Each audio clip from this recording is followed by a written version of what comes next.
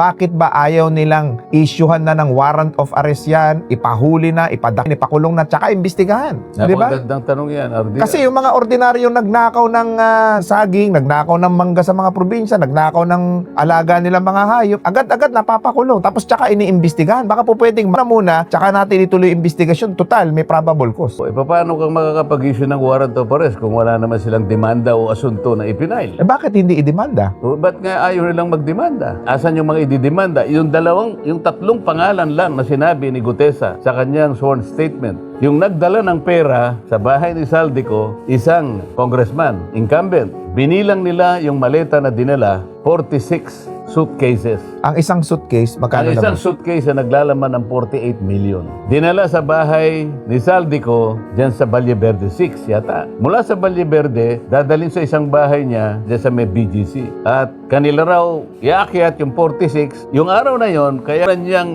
ipinasyang ihayag, kasi yun ang nakita niyang pinakamarami dahil December daw yon. Siguro nga, dahil December, maraming gastusin, kaya napakarami ng maleta. So, Kakapal na mula po sa 46, 35 ang binaba, 11 ang naiwan doon sa bahay ni Saldico, yung 35 dinala sa bahay ni former Speaker Martin Romualdez.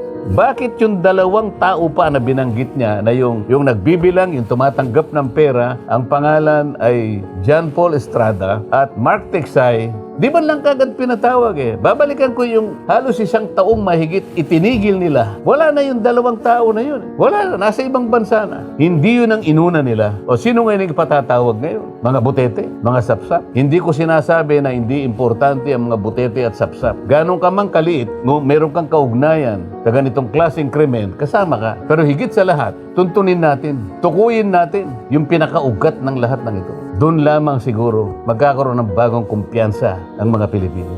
Mahalin mo